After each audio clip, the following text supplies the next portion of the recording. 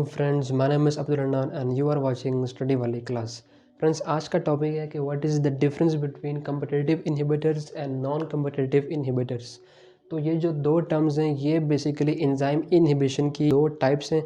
तो इनमें जो डिफरेंस है वो हम देखते हैं। तो जो फर्स्ट जो पॉइंट है वो ये है कि जो कम्पिटिटिव इनहिबिटर है वो ये है कि in this type of inhibition the chemical structure and shape of substrate and inhibitors are क्वाइटिव इनहिबिटर है, उसमें जो सबस्ट्रेट और जो इनहिबिटर है उसकी जो केमिकल स्ट्रक्चर है और जो शेप है वो सिमिलर होती हैं। इसी वजह से जो है वो आपस में compete करती हैं, ठीक है। इसी वजह से तो इसीलिए जो स्ट्रक्चर है और जो शेप है, जो सबस्ट्रेट और जो हमारे पास इनहिबिटर होता है वो बेसिकली सिमिलर होती हैं, क्वाइट सिमिलर है, ठीक है।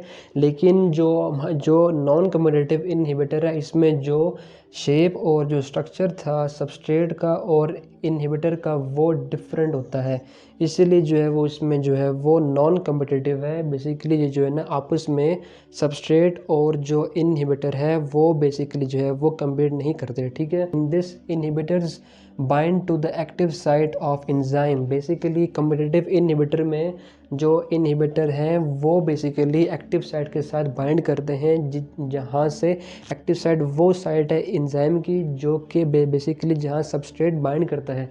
लेकिन क्योंकि सबस्ट्रेट की जो शेप है और जो स्ट्रक्चर है वो क्वाइट सिमिलर होता है, इसलिए जो है वो इसमें जो इनहिबिटर है वो बेसिकली एक्टिव साइट में के साथ बाइंड करता है, ठीक हो गया।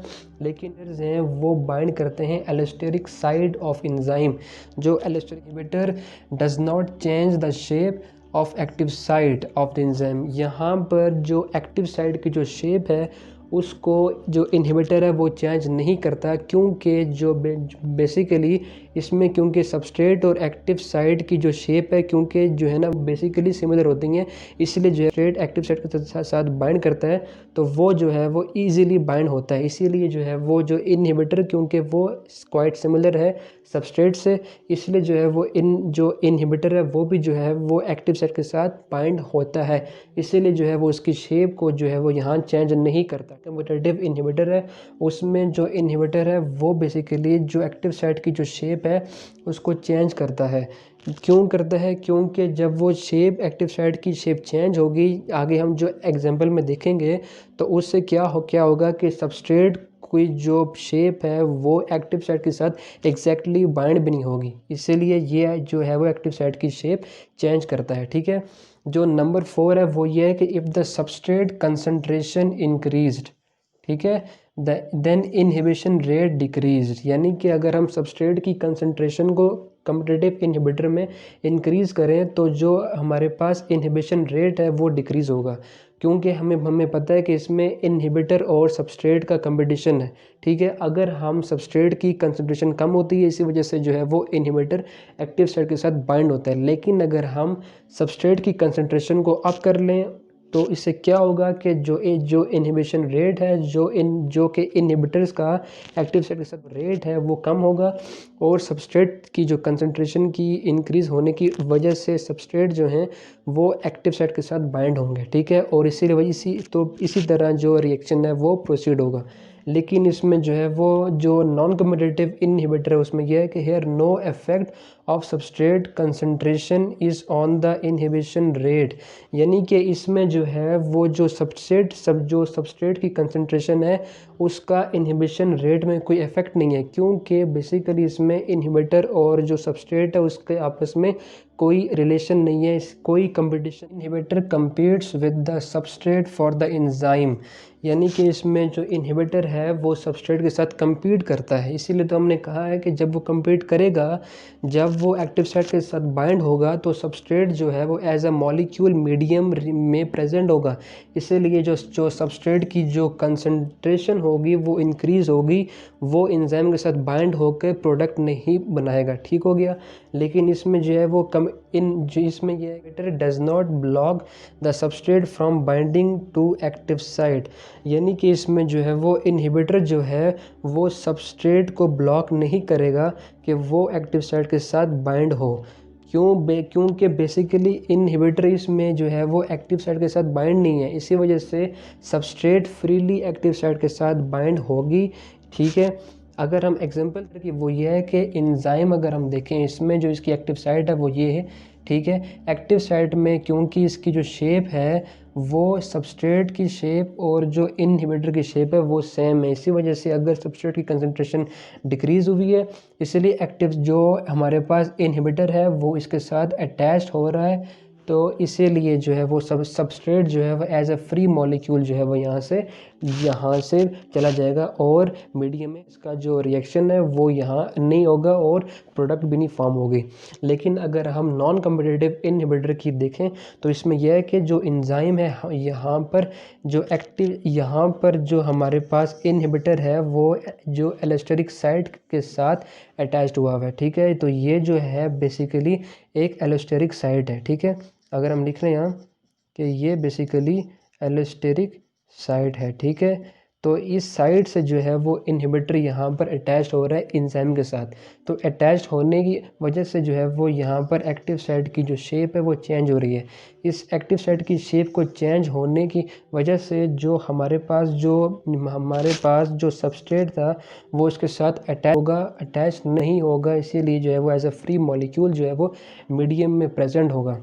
एक तो ये है, लेकिन अगर जो शेप इनहिबिटर है वो चेंज ना करे तब भी जो है वो इसके साथ जो सबस्ट्रेट है वो तो बाइंड होगा, यानी कि जो एक्टिव साइट की, क्योंकि हमें पता है कि दो साइड्स हैं, एक बाइंडिंग साइड्स हैं, जो बाइंडिंग साइट है उसके साथ तो जो सबस्ट्रेट है वो अटैच्ड होगा, लेकिन जो कैटालाइटिक साइट है वो बेसिकली इसको डिस्ट्रॉय कर लेगा। कैटालाइटिक साइट है उसको ब्लॉक करेगा, उसको डिस्ट्रॉय करेगा, इसी वजह से जो है वो ये रिएक्शन कैटालाइज भी नहीं होगा। बाद हम 7 पॉइंट में अगर एग्जांपल देखें कम्पिटिटिव इनहिबिटर की तो वो ये है कि जो सक्सिनेट डिहाइड्रोजनेज सबस्ट्रेट इस इनहिबिटर, यानी कि जो क्रेब्स साइकिल में जो एरोबिक रेस्पिरेशन में जो हमारे पास क्रेब्स साइकिल है उसमें क्या है कि जो सक्सिनेट डिहाइड्रोजनेज एंजाइम है वो जब अपने सबस्ट्रेट सक्सिनिक एसिड पर एक्ट करता है तो उसको कन्वर्ट करता है फ्यूमेरिक एसिड में। ये बेसिकली एक एंजाइमेटिक रिएक्शन है, लेकिन अगर उसमें जो है वो मेलोनिक एसिड प्रेजेंट हो जो कि एक इनहिबिटर है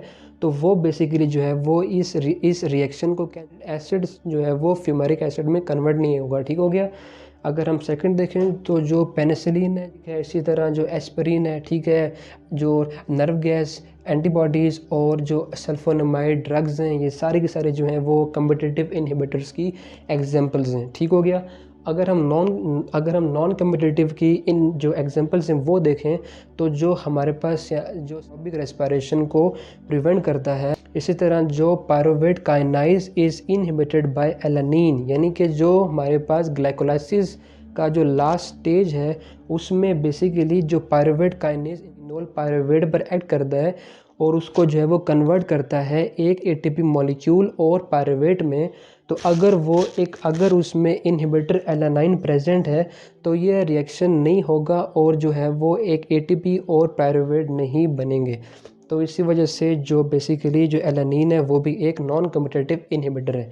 इसी तरह जो फीडबैक इनहिबिशन है, बेसिकली जो कि फीडबैक मैकेनिज्म में हम पढ़ते हैं कि जो फीडबैक इनहिबिशन है वो भी एक नॉन कम्पिटिटिव इनहिबिटर की एग्जांपल है, ठीक है। इसके बाद जो कि heavy metals mercury, silver, copper etcetera, ये बेसिकली क्या करते हैं, ये जो हमारे पास जो एंजाइम के टर्शरी स्ट्रक्चर्स हैं इसमें जो बेसिकली डाइसल्फाइड बॉन्ड्स हैं, यानी कि जो सल्फाइड और सल्फाइड के दरमियान जो बॉन्ड्स होते हैं ये बेसिकली जो आयंस होते हैं ये बेसिकली इनको ब्रेक करते हैं। इसीलिए जो है वो एंजाइम जो है वो बेसिकली अपना जो स्ट्रक्चर है वो जो उसका जो स्पेसिफिक स्ट्रक्चर है वो ख़त्म होता है और ये बेसिकली जो हैवी मेटल के आयंस भी नॉन कम्पिटिटिव इनहिबिटर्स हैं। जो लास्ट पॉइंट जो कम्पिटिटिव इनहिबिटर का वो ये है कि जो कम्पिटिटिव इनहिबिटर्स हैं वो लॉक एंड की मॉडल को सपोर्ट करते हैं, क्योंकि हमने पढ़ा इसमें कि जो इनहिबिटर और जो सबस्ट्रेट है उसकी जो शेप्स हैं वो एग्जैक्टली सिमिलर हैं, इसी वजह से वो जो है वो एग्जैक्टली फिट होते हैं एक्टिव साइट में। एक्टिव साइट की जो शेप है वो चेंज नहीं होती, इसी वजह से वो लॉक एंड की मॉडल को सपोर्ट करता है कम्पिटिटिव इनहिबिटर्स। लेकिन जो नॉन कम्पिटिटिव इनहिबिटर्स हैं वो बेसिकली इंड्यूस फिट मॉडल को सपोर्ट करते हैं, क्योंकि हमने पढ़ा यहाँ कि जो इसमें जो कि इनहिबिटर्स हैं वो जो बेसिकली एक्टिव साइट को शेप है उसको चेंज करते हैं। तो एक्टिव साइट की जो शेप वो जब चेंज कर रहे हैं तो इसी वजह से जो है वो लॉक एंड की है वो जो इंड्यूस फिट मॉडल होगा। ठीक हो गया। हम ये थे हमारे पास जो है वो कम्पिटिटिव इनहिबिटर्स और नॉन कम्पिटिटिव इनहिबिटर्स के दरमियान। मिलते हैं अपने नेक्स्ट वीडियो में, तब तक के लिए अपना ख्याल रखिए। अल्लाह हाफ़िज़।